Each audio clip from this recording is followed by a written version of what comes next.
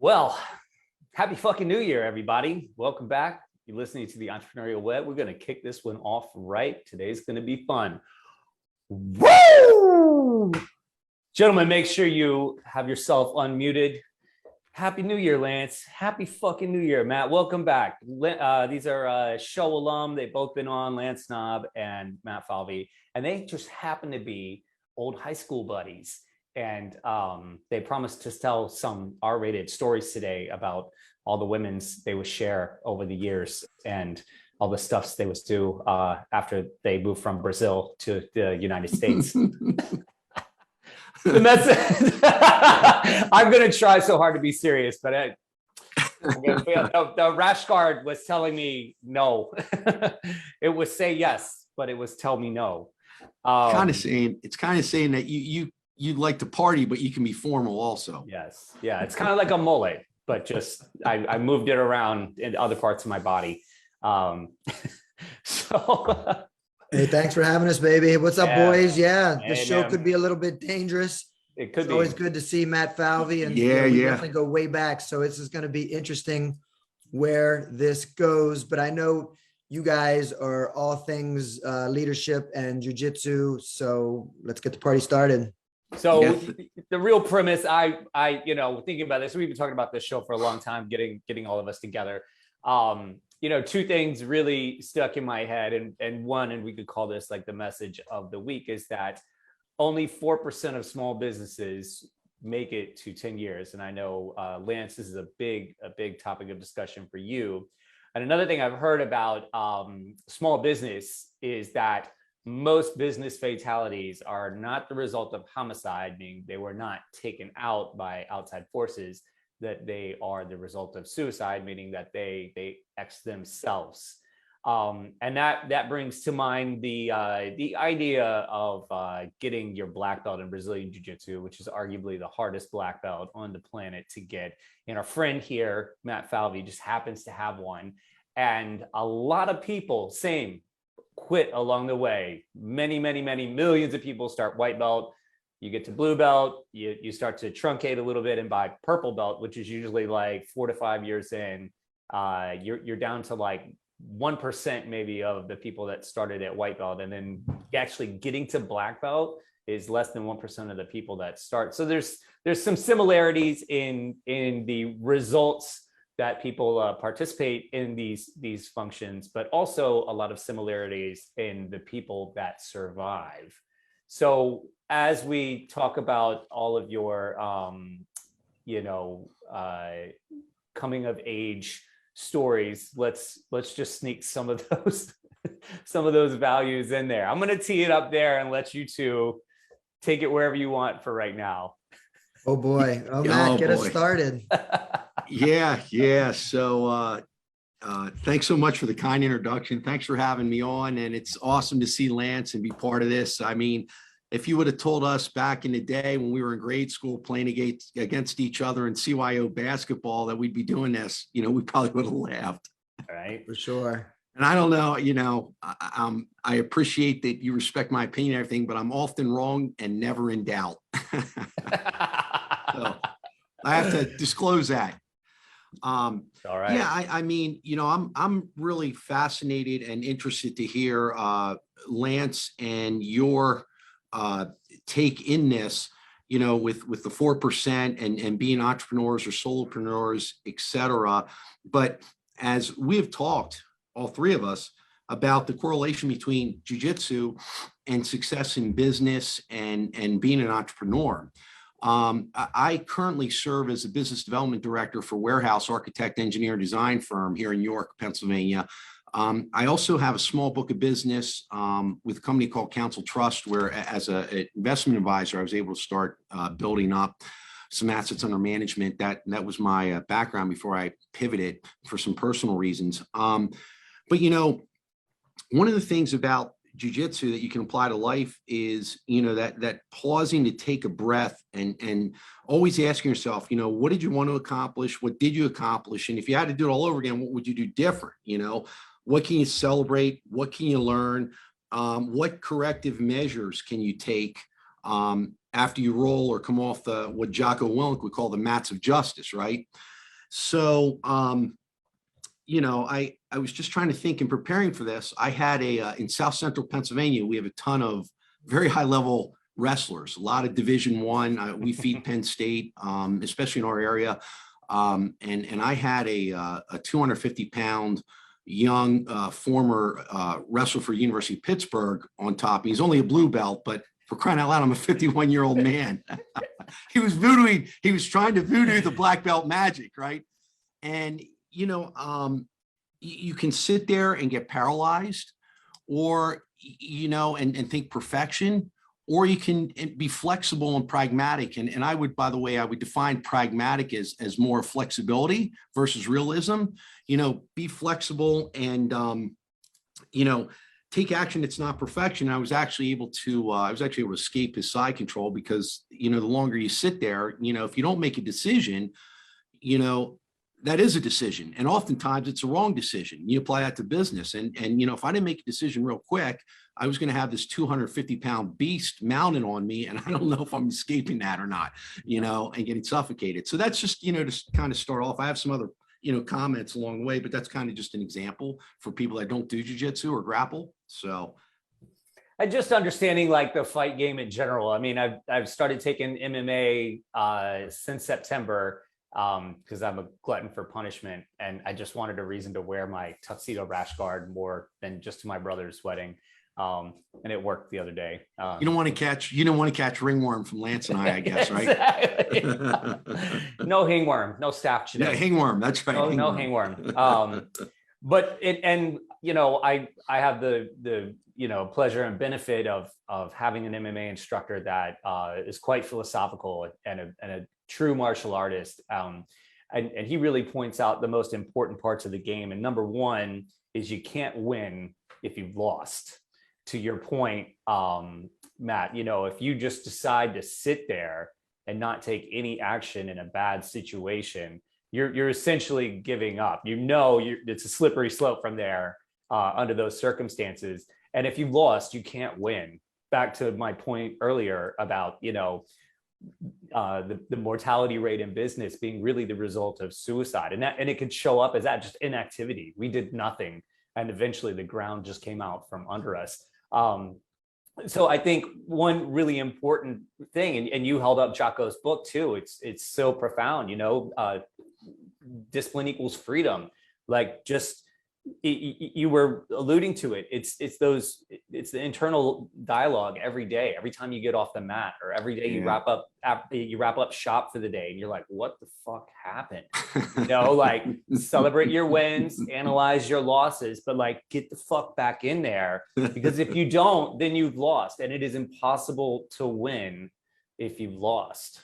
Yeah, right, yeah. Lance. And I'd love to pass this. Well, Lance, go ahead, because I'm dying to get something over to Lance then too, being that he's going down this consulting route and has been a successful business owner. But go ahead, Lance. Any thoughts as well? Well, yeah, just appreciate being here, Jeremiah. Always love getting together, and so thankful to spend time here with you and Matt as well. And Matt and I go back a long way. I grew up on the wrong side of the tracks, in West York, and we had the St. Rose go hard against St. Joe's and the East York folks and boys. And, we had some fun rivalries, and it was good. Thankfully, we got to join forces in high school, and Matt and I did play basketball together.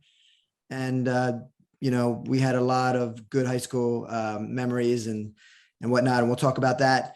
So Jeremiah, you did tee up something really fantastic with the suicide being self-inflicted. And I think one thing I want to weave into the conversation is, the mental part of the game, which is, so developed in martial arts and jiu-jitsu and just leadership. And I know Matt is, a student of leadership with his, military background as well. And, going through formal training that way. So, getting your mind right every day, shifting your mood, shifting your mindset, we're going to have to bring into it. And 4% is a low number. It's very easy to quit, right? And just to tap out. So, you have to be ready to withstand some pain for sure. So I don't know, which just is- a few quick thoughts off the top of my head. Yeah, which is another reason I started MMA because I was like, I need a deeper threshold for pain, and yeah, it's coming along. Yeah.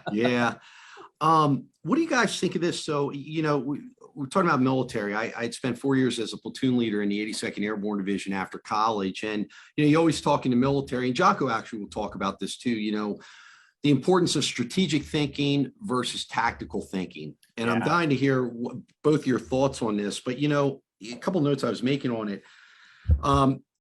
People often look for the shortcut and, the hack, which doesn't exist, obviously. But when you think strategic, I view it as, that's the big picture, the long term, right? This is like, where are you and where do you want to end up? Okay. Versus the short term, tactical or immediate action aspect of taking action. So every tactical action should move you closer to your strategic goal, right? Mm-hmm. Or every tactical action can move you further away from it. So, what do you think of figuring out the why and its importance? So before you sit down and do your strategic plan or strategic goal, how important do you guys think the why is? Why are you doing this? Oh, wow. Well, Jeremiah, go ahead, brother. I mean, well, let's do this. We're going to take a break because it's a fantastic question. And Lance and I both have been in the hot seat with Tony D and asked that question many times. And even as well-versed as we thought we were at answering that question, we soon found out we had some digging to do. So let's take a break and we're going to Should I pack a dip? Should I pack a dip? Yeah. That's fantastic though. I'm so glad you asked that. So hang tight, everybody. That's those Catholic manners. We'll be right back. Hang tight. All right. Go ahead, Falvey. Unmute yourself and ring us in. Let's hear it. It should be on Wednesday. Woo Wednesday for Ric Flair. Right. All right. So you brought up a really great point, Matt, about understanding your why in this whole process. And my first instructor, who I spent my first 4 years with, who I was explaining to you earlier, is Danaher Black Belt, another very philosophical instructor, very, very adamant about martial arts values as like the North Star, then technique. Like if you get the cart in front of the horse, something's going to suffer. So values first and technique second. And he always said, like, you have to know your why. So, going back to the context of Brazilian Jiu Jitsu, if you want to get your black belt, you're looking at a solid 10-year journey. Some people do it quicker, most take longer, but that's like getting a PhD. And you got to train nearly every day. And it's hard. It's hard to get your ass in there when you're tired, when shit's going on in your life, when you're injured, all these things, but you have to like grab yourself by the back of the shirt and pull yourself through the door. Yeah. And his suggestion was like, understand, like focus on why you're doing it, not how you're going to do it. And back to your, the idea of strategy versus tactics. If you're all strategy, it's hard to know like daily what to do to get closer to your goal. And if you're all tactics and you have no direction, like where is this really taking me, then are you actually going to get to that endpoint? So really understanding why, like, are you doing this because of self-defense? Are you doing this or for health? What are the reasons that you're doing this for? And constantly checking in with why. And I have to do it all the time, especially with this damn restaurant that I'm sitting in right now, because there's a full gas can in the backyard and a stack of matches. Oh man, they're always here. Yeah. God bless you guys. I don't know how you proprietors do it. Oh my gosh. You talk about relentless persistence for all of you that are running a restaurant. It's been, one of the hardest environments ever. I mean, it's just unbelievable. Right. So, It's always scrappy. What we're dealing with always right been now tough. it's Yeah. nothing new. Yeah. It sucks in a different way, but yeah. but I really just like daily check in when I feel like some days I feel good. It's just like jujitsu. Some days I'm like, damn, man, I feel amazing. I feel like I'm 18. I'm gonna go in there and whoop some ass. And then there are days I'm like, man, I don't know how I'm gonna get in the door. And like once I get into the door, it's gonna be ugly, but I still like make myself do it.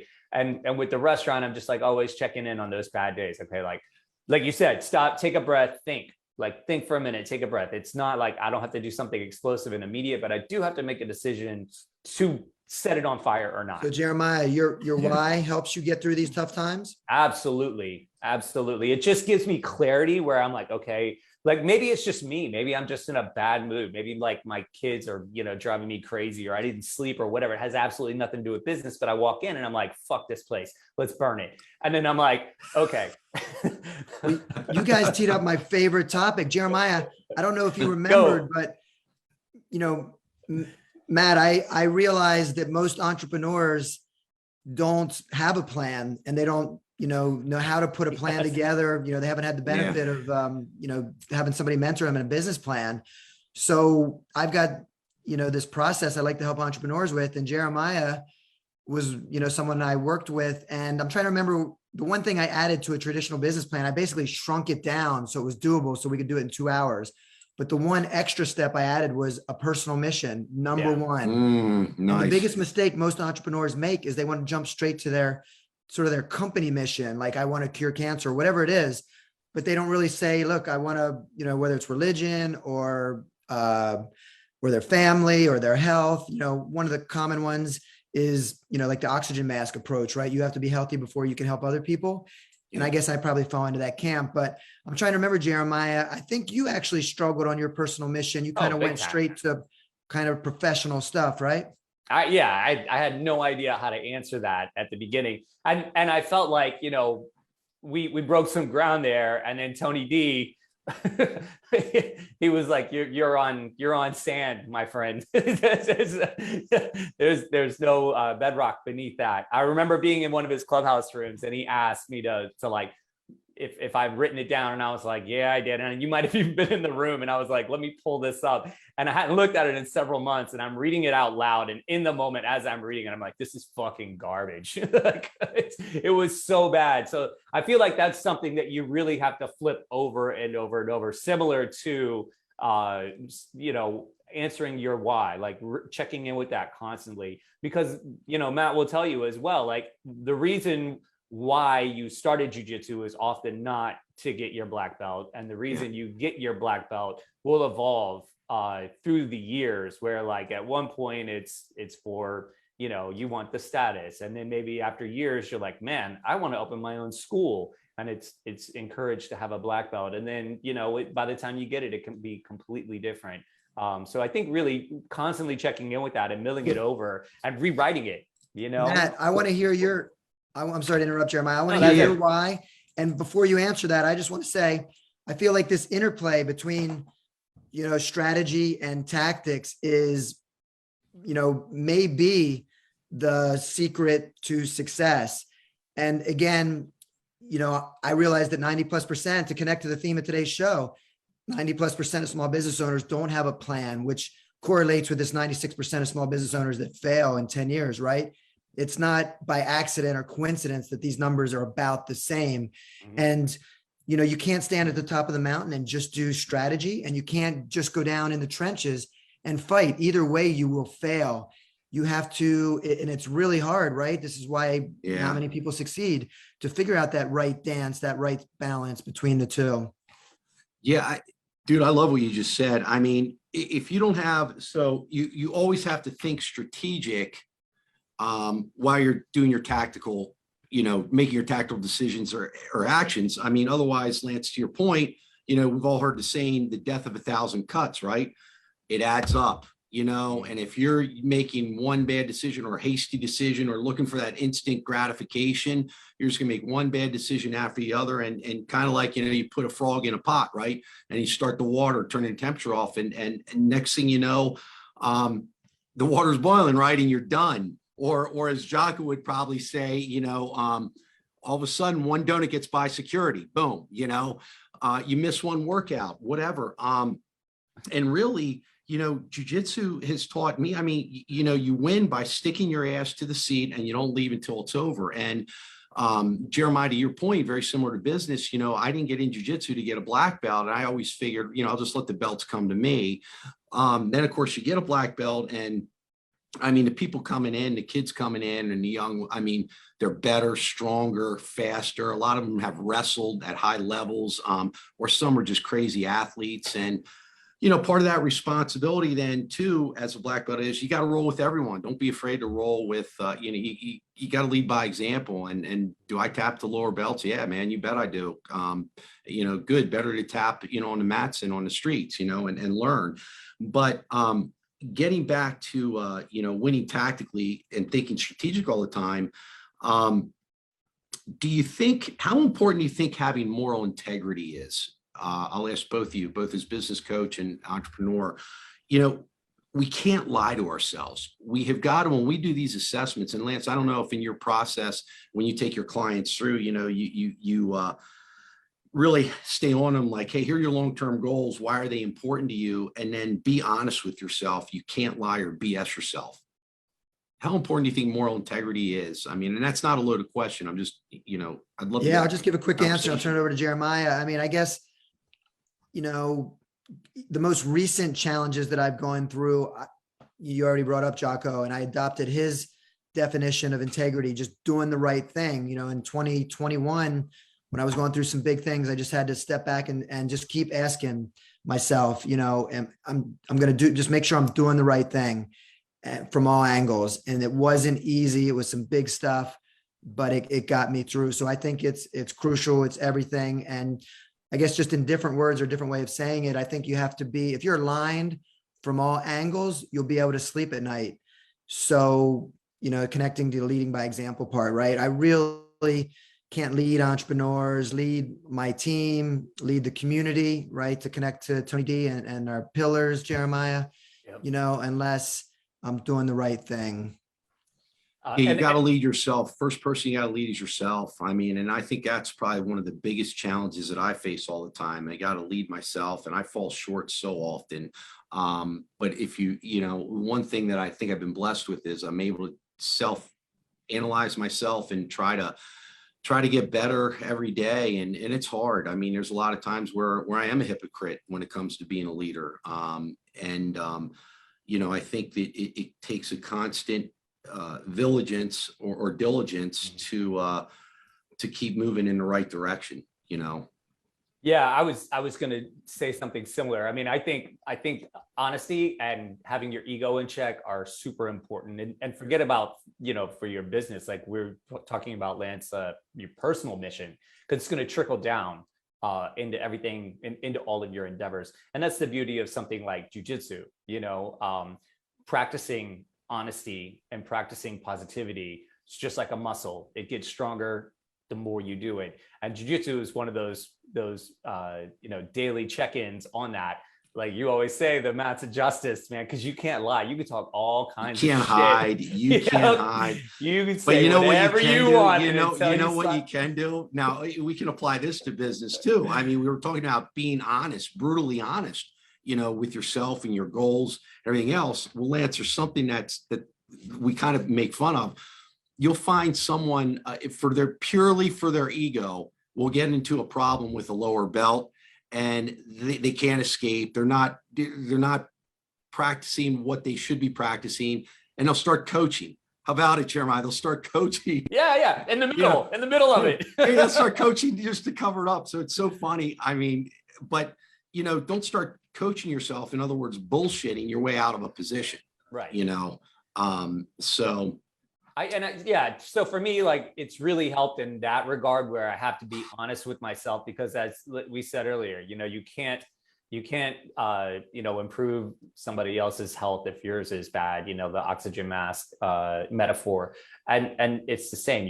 It's really hard to encourage, like, say, your staff to be honest, to make these like moral decisions and maintain the moral integrity of your company if you yourself are not at least demonstrating it in some way, and being able to own like you were just saying, Matt, your mistakes, and not being so egotistical where like, yeah, you're the leader, you're in charge. Sure, you've got a lot more experience, you've been right a lot of times, but it's easy, to kind of create that character where like you're always that person. And I think it's important to be like, yo, all right, I fucked that. Well, and Lance, I mean, we talk, I mean, the other thing about jujitsu is it keeps you physically fit. And I think and Lance being a doctor of physical therapy and exercising, and actually, Lance, you have some trainers under you too, right? You Absolutely. We do. Yeah, we do fitness as part of our model. Yeah. So getting in there, I'm talking to a good friend of mine. I actually use her I'll give her a shout out, Margot Smeltzer from VIP Personal Training here in York. She's amazing. We talk about this all the time. She leads me through a high intensity interval training, half hour, maybe 2 times a week. And it helps me with jujitsu, with my cardio. When I had COVID last January, I didn't get very sick, lost taste and smell, but I developed myocarditis. And then I had a heck of a time trying to get my cardiovascular system back. So I hired Margot, and but we talk about the importance of being physically fit and how it translates into so many other aspects of your life, and I think that's what I love about jiu-jitsu and fitness. And I don't know, Lance and Jeremiah, if you have something to say, within each spectrum or realm that you operate in, what do you guys think? Yeah, I think again, you're teeing up a really great question, and it's time for a break. So let's give us like a minute and a half to come up with a good response. I'm just trying to buy some time because I really don't know. I'm kidding. You're trying to coach. I'm like, you're mounted. You're mounted by a white belt. You're mounted by a white belt. Now you're trying to coach. No, I'm sure Lance and I both have some great responses to that, but we are going to take a break. So all right, love it. Hang tight. We'll be right back. All right, Lance, I'm going to let you take this one. Go ahead. Buy myself some more time. Okay. So, well, on the exercise question, I think the good news is that no matter which variable you attack first, whether it be exercise, sleep, nutrition, mental health, posture, it has a compound effect, a synergistic effect, a domino effect, and it will improve the other areas. The same is true if you miss a night's sleep, right? And Matt, you mentioned missing a workout and all those things where you can spiral fast. So that's the really good news. And just to touch quickly on, part of where we talked about last segment, it's just like your training, you play the way you practice. We were just telling, my son's 7th grade boys basketball team last night, they weren't focused at practice, and we lost a close game last night. And, some of our leaders didn't step up, and I actually, called them out a little bit. And our assistant coach was happy I did that. And it's the first time I kind of did that. I said, listen, you're really one of our leaders, and, you weren't focused in practice. You were silly and goofing off and whatnot. So we need you to lead by example and do that. And obviously it's just like boxing, right? In the early hours of the morning, if you're not getting training in, when you step on stage or you step into the match, it'll all be revealed. Mm-hmm. It will all be revealed, your preparation and whatnot. So anyway, Jeremiah, back to the exercise part for you. That's those mats of justice creeping in. I've heard that it's impossible to have gratitude and anxiety at the same time. The brain just doesn't. Like if you're full of gratitude, anxiety can't slip in. And I think a great practice to just add more gratitude to your life is exercise and the endorphins that come from that daily. For sure. And Rogan talks about it all the time. Oh my God. And he makes so many great points to that effect. I can't speak as eloquently about it as he does, but it is proven that getting your heart rate up and doing all those things definitely makes you feel better about yourself. And it's like just one more coin in the piggy bank of gratitude. And the way that shows up for you as a business owner is you are going to face some tough decisions basically every day.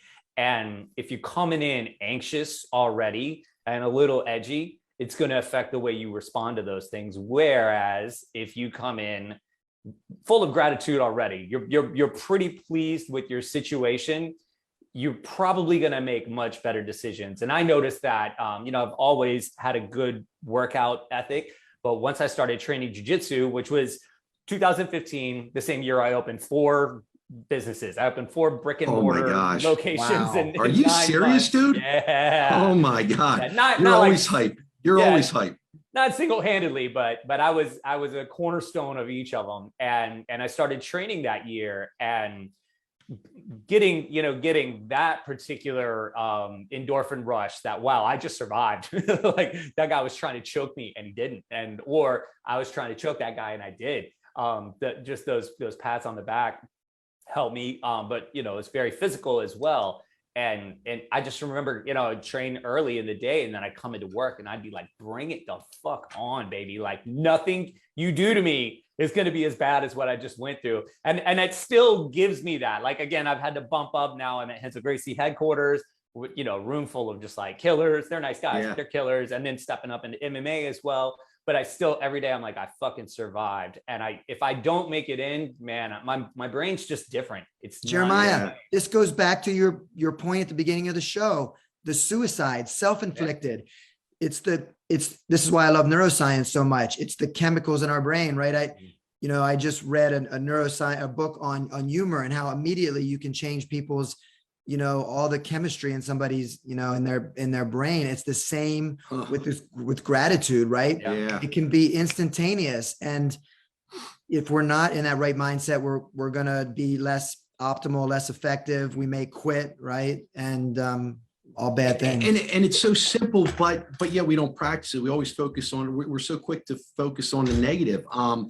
The other thing is, we get paralyzed. I mean, I love and I'm sure Jeremiah's heard this, and Lance, I'm sure you've heard it in whether you're practicing PT or in your business. Well, I've got to get in shape before I can do jiu-jitsu. Or Margo and I joke about this. Well, I got to get in shape before I can hire you to do my personal training.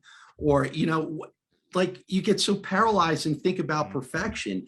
Do you guys, let me think how to phrase this kind of along those lines, but how often do you see, or maybe even you guys do, sometimes I get so obsessed about moving forward that I forget that there are other ways to get where I want to go. In other words, I want to get to point B, from point A, but there are other ways to get there. It doesn't have to be a straight line, right? Yeah. Talk a little bit about that, both of you. I'd love to hear it. So that question and something you said right before that made me think of something that my MMA coach says. And he says, everybody wants to win, but nobody thinks about not losing. To your point, like there's so many different ways. If you think about like, I got to win, you're really doing this. You're narrowing your options. Cause you're like, if it's a fight, you're like, I either got to knock him out or I got to submit him, but if you think about, okay, the one thing I know I have to do to win is not lose. There are a bunch of ways to not lose. And then you can start, it's the whole strategy versus tactic thing. It's like, all right, my strategy is I want to win. Like that's my end goal. That's my why. I want to win. But like, how do I win? It's not like this driving forward, like banging your head up against the wall. Like I do sometimes in training. It's survival. It's survival. And as long as it's probably not Jeremiah, as long as it's probably not a place out of fear, because that right. Some negative chemistry. No, but just like, Yeah. Again, it's like talking myself off the ledge of burning down this place every day. It's like, okay, if I do that, then all those goals, all those dreams and aspirations I had for this project are gone. And that would hurt, it would be public and not good. And then, I might spend a little time in a box. Well, but something that you reminded me of, and then Lance, you're absolutely right on fear. And then both of you, sometimes, and I know in jiu-jitsu, and I'm not trying to speak out of both sides of my mouth, although I'm good at doing that, but sometimes non-action can be action, if we use the power of others and we absorb their power per se, right? We can incorporate into, ourselves, kind of like propel ourselves forward, I guess, does that make sense? Well, non-action is definitely action. I mean, timing is so important, right? Steve Jobs was a big timing person, and, finding gaps in the market and making sure things got there in time, and I guess to answer your question, Matt, a little bit better, I think that, I tend to be a little rigid in self-assessing, like when I've got a, what I believe is a plan to get there. And I do have to, I think it's a skill to be, as you said earlier, flexible, right? We have to take an action and assess the results and, make that iterative and just keep adjusting and pivoting and tweaking to be successful, because it is very easy to believe, even if we do take the time, which most entrepreneurs, leaders, small business owners don't, and have a strategic plan, you kind of believe that's the right way, the only way, the one way. And if you do not pivot, again, you will fail. Well, that's a great point, Lance. I mean, sometimes, I know I forget all the time, moving sideways, even dare I say, moving backwards, those movements may ultimately allow you to see what's impeding your growth. Right? Does that make sense? Yeah, absolutely. So, absolutely. So non-action can be positive, or moving sideways can be a good thing, or taking, a step back to take 2 steps forward. We can assess and see what's impeding our growth in whatever aspect of our life or business. So for sure, you cannot run into brick walls. Yeah, absolutely. Yeah. That's why this one's behind me. I really love what you said about absorbing that energy. It reminded me of a round I had the other day at Henzo's with another tough purple belt, and he got my arm. He had me in a Kimura, and he was in solid, and he was digging his elbow into my rib, like trying to get me to move in the right direction. And it came to me, and I was like, you know what? He's trying real hard and I'm not really, and his arms are going to gas out. I know there are. And your other challenges, like in business, are the same. Like they don't have exponential energy most of the time. Like all these things are cyclical, and they will peter out, and you got to just like kind of survive. And I just chilled, and he burned out and he let go, and I spun and turned and replaced guard, and he was like, fuck. And I think it's so powerful. Danaher talks about this a lot, and so does Gordon Ryan, where you so Mike Jarmillo, who was Danaher's first black belt, took over for like most of the classes and students that Danaher had when he left. And he said that John always says, the guy that can escape everything you throw at him and ward it off, and then like when there's just a few minutes or seconds left, turn an attack. Like that's the most dangerous guy. It's the guy that you really got to watch out for, because he's constantly absorbing your confidence and your ability to execute. And then he just like the Avatar turns it and uses it against you. And I can think of a million different ways that shows up in your professional life, where like sometimes you got to just chill and see where that energy is coming from, and see how you can kind of like redirect it and then use it for yourself. Being strategic and putting your strengths where there's gaps and opportunities at the right time. Boom. Yeah, no doubt.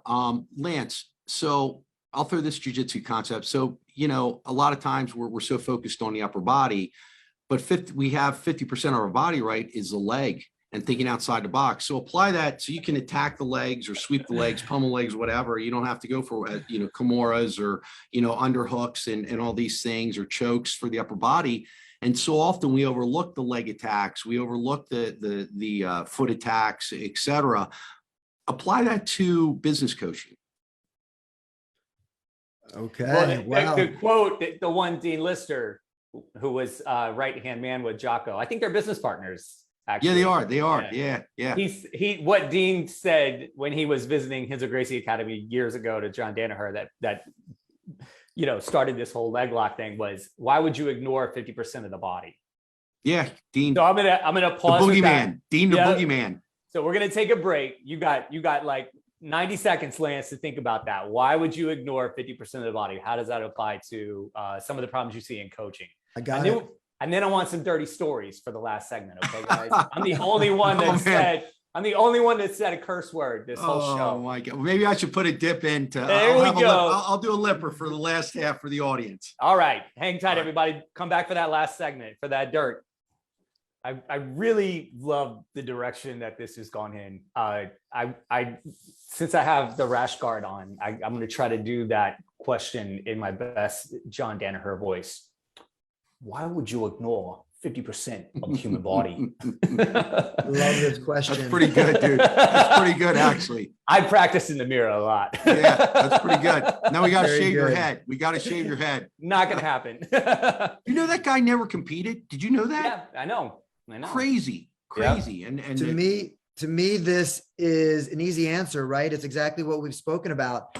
This would be an example of going straight down to the trenches and not reflecting on top of the mountain and thinking about, 50% of the ways to win and being strategic. And, 50% of those ways may be the best ways. We should really be coming up with a top 10 ways, our game plan. And then, of course, just like in any sport, right, we're going to need to adjust because, our opponents or the other team is going to make their own adjustments, right? So it's going to be that whole interplay. So that's kind of, really a short answer to that. You made me think of an old saying when you were describing that. The one of the old bull and the young bull standing on the top of the mountain. Oh yeah. Young bull looks down and says, let's run down there and fuck one of those cows. And the old bull says, let's walk down and fuck them all. You're so Dennis Hopper. And Lance, you're Sean Penn. Fighting the LA drug gangs. Hey, though, Lance and Jeremiah, sometimes we talked about moral integrity. Sometimes we have to have the moral integrity to say the enemy had a better day, or our competitors in business had a better day. Of course. And as Jocko would say, good, more time to get better and figure out how to not have that happen again. How important, as I enjoy my dip.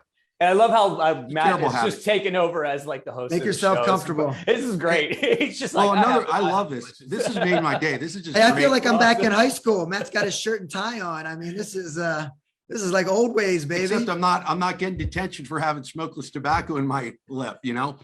Hey, how important? Now this is going to be deep, and you guys don't have a break for this one, so I'm going to put you on the spot. How important is self-compassion to the entrepreneur, the jiu-jitsu player, the business development guy, whatever? How important is practicing self-compassion? I have a very difficult time doing that.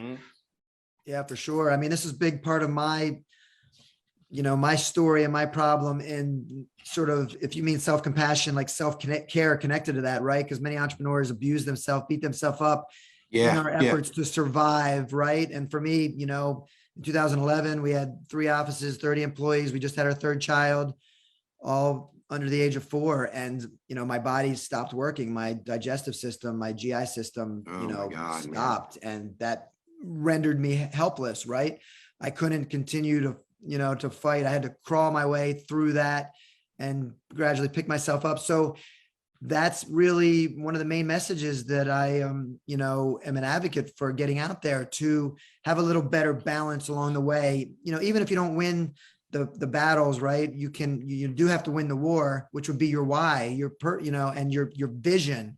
Create that vision, even if it takes an extra year or longer, right? What do we have if we achieved financial freedom or some kind of company that was worth a lot of money or some kind of high paycheck in a short period of time, right? If we lose our family and religion, whatever, health, whatever is the most important reason. I think it's really important, but I think it has to be in check. So you take our workforce generation and in particular the one before us, who was just like really hard and not very self-compassionate. It was just like grind, motherfucker, until you die, versus like the youngest, workforce generation right now, who may be a little too self-compassionate. I was waiting to hear how you were going to. I'm not naming any names. And I'm not pointing any fingers. That was very gentle. Very gentle. I think I've degenerated my moral integrity enough on this show. We're going to leave that there. But we don't want any of that generation calling Lance and I old codgers now. Come on. So I think you have to know when to take a step back, as Lance was saying, and say like, I really have to take care of myself now, or the wheels are going to fall off the bus. But not be so easy on yourself in those difficult times where you're afraid to take action, you're afraid to push through the hard times. You really have to. It's a delicate dance, man, and it's something I've gotten I've gotten better at over time, but it is not innate. You know. Great point. You don't want to dodge accountability, right? Yeah. And I'll tell you, you know, I think this is, you know, an area that women have right that men don't. I think, you know, especially A-type males or, you know, alpha males. I mean, you know, we're so embarrassed or scared to get help, you know, and I'm not just talking about whether it's mental health help or coaching, Lance. I mean, you know, it'd be interesting to hear, are women solopreneurs or entrepreneurs more likely to be open-minded right away to getting that coach on board, right? I know in jiu-jitsu, the women, man, they pick up technique 10 times faster. They don't have the strength to deal with the big guys, right? They don't have the ego. And boy, they become pretty slick, pretty fast, and they'll put it on you. Okay. Well, you know, regarding sex differences, gender differences, you do make a good point, right? We see it in healthcare and physical therapy. I mean, males, we tend to really ignore ourselves. I mean, it's, you know, 60 to 70% female versus male. I mean, our legs, arms have to be falling off before we seek help, you know, generally speaking. Yeah. That's really interesting. So part of it is definitely just innate. Mm-hmm. For sure. Yeah. But it will bite you in the ass on your long-term pursuits. If you don't. Now, if the three of us guys are out in the woods and we make a comment and there's no woman around to hear us say it, are we still wrong? Definitely not. That, Matt. Definitely not. Definitely not. All right, we got a few minutes left to go. I'm going to open it up to you to closing remarks, dirty stories, whatever you want to do. I'll give you a cutoff when it's time. Yeah, we'll go with Lance. Go ahead. Hey, listen, I'm just, you know, so appreciative to be here to start off the new year, Jeremiah, with your community. Thanks for the invite and for inviting, you know, my great friend and my childhood friend, Matt Falvey. I mean, this is spectacular. You know, I love talking about leadership and, you know, the benefits of strategy, right? Taking a moment to pause and reflect, not just take action. That's the biggest mistake I see with entrepreneurs, is taking action. And I like to say, take strategic action. You know, take a pause and do some mindset work, journal, meditate, right? Get this brain chemistry right, so you don't tap out, so you don't surrender, so you can be your optimum self. And, you know, when you do take these immediate actions, these tactics, you'll know whether you're headed towards that North Star. If you do reflect, you know, at the beginning of the day, at the end of the day, just briefly, it doesn't have to be a lot. Obviously, if you stand at the top of the mountain only, you're going to lose, right? So you do have to take action, take that balance, do all those things, you know, create a business plan at the beginning of the year, right? Anybody that needs help with a business plan, I just happen to be having a complimentary room in Clubhouse today at 4 p.m. Eastern, where I will personally help you with a business plan. I'm going to use my JOLT framework, which Jeremiah knows and I've used, kind of perfected. It's the way to get a fast and functional business plan in under 2 hours, but come with any of your planning issues. And I will personally walk you through today, 4 p.m. in Clubhouse.